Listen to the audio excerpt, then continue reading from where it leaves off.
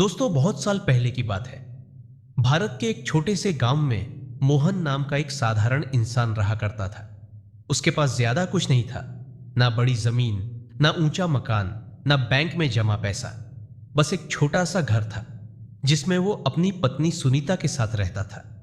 मोहन का जीवन जितना सादा था, उसका दिल उतना ही बड़ा था। गांव में हर कोई उसे जानता था, लेकिन किसी को भी उसकी दौलत से नहीं, बल्कि उसकी ईमानदारी, दयालुता और निस्वार्थ सेवा से। जब भी गांव में कोई भूखा, प्यासा या बेसहारा आता, मोहन सबसे पहले उसकी मदद के लिए आगे आता। खेत में काम करते समय अगर कोई कुत्ता भटकता हुआ आता, तो मोहन बिना हिचक अपने टिफिन से रोटी निकालकर उसे खिला देता। अगर कोई राहगीर भूखा होता, तो वो खुद भूखा रहकर भी उसे खाना दे देता। पर जैसा अक्सर होता है, जब एक इंसान सबके लिए जीता है, तो उसके अपने ही सबसे ज्यादा ताना देते हैं। मोहन की पत्नी सुनीता उसके इस व्यवहार से अक्सर नाराज हो जाया करती थी। वो कहती, हर बार किसी और को खिला देते हो, एक दिन हमारा घर खाली हो जाएगा। खुद के लिए भी कुछ सोचो मोहन। लेकिन मोहन हर बार मुस्कुराकर एक ही बात कहता, सुनीता, भूख सबसे बड़ी पीड़ा है। अगर हम किसी की भूख मिटा सकते हैं, तो इससे बड़ा कोई पुण्य नहीं। भगवान सब देखता है। एक दिन की बात है। तपती दोपहर थी। मोहन खेत से लौटकर घर पर आराम कर रहा था। तभी दरवाजे पर किसी ने धीमी आवाज में पुकारा, कोई है? कुछ खाने को मिलेगा? सुनीता खिड़की से झांकती है और देखती है कि बाहर एक बूढ़ा साधु बाबा खड़ा है। सुनीता बड़बड़ाई, अब ये भी आ गए। लगता है आज फिर से हमारा खाना किसी और को चला जाएगा। पर मोहन ने बिना कुछ कहे दरवाजा खोला, बाबा को अंदर बुलाया और उन्हें बैठने को कहा। फिर लोटे में ठंडा पानी लाकर बाबा को दिया। बाबा ने पानी पीकर राहत की सांस ली। धीरे से बोले, बेटा, 2 दिन से भूखा हूं। अगर कुछ खाने को मिल जाए तो बहुत बड़ी कृपा होगी। मोहन तुरंत रसोई की ओर दौड़ा। रसोई में जाकर देखा, बस 2 रोटियां रखी थीं। वो रोटियां मोहन के दोपहर के खाने के लिए बनी थी।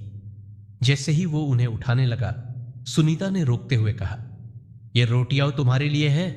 तुम हर बार दूसरों के लिए त्याग करते हो। अगर बाबा को दे दोगे तो खुद क्या खाओगे? वो किसी और घर से मांग सकते हैं, पर हम किससे मांगेंगे?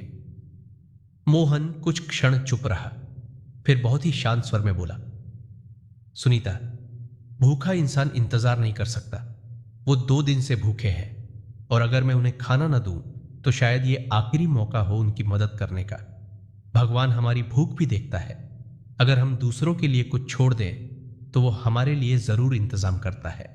सुनीता की बात साधु बाबा ने सुन ली थी, पर वो शांत बैठे रहे। मोहन ने रोटियां ली और बाबा के सामने रख दी। बाबा, ये हमारे घर का सबसे अच्छा भोजन है, कृपया इसे ग्रहण कीजिए। बाबा ने कुछ नहीं कहा। वो भूख से बेहाल थे। उन्होंने रोटियां खाई और पानी पिया।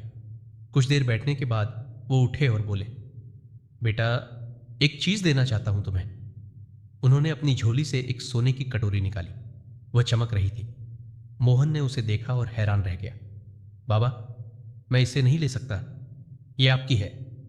बाबा मुस्कुराए और बोले, बेटा, यह कटोरी मुझे एक राजा ने दी थी, लेकिन मैं किसी ऐसे इंसान की तलाश में था जो इसके लायक हो। आज तुमसे मिलकर मुझे यकीन हो गया, सच्चा इंसान धन से नहीं, अपने कर्मों से बड़ा बनता है। तुमने बिना किसी लालच के मदद की, यही सच्चा धर्म है। यह कटोरी तुम्हारे लिए सिर्फ एक तोहफा नहीं, बल्कि उस आशीर्वाद का प्रतीक है जो तुम्हारे अच्छे कर्मों ने अर्जित किया है। बाबा वहां से चले गए। सीख, दोस्तों, सच्चा इंसान वो है जो बिना फल की इच्छा के अच्छे कर्म करता है। भले ही कोई न देखे, लेकिन भगवान सब देखता है, और जब समय आता है, वो तुम्हें उसका इनाम जरूर देता है।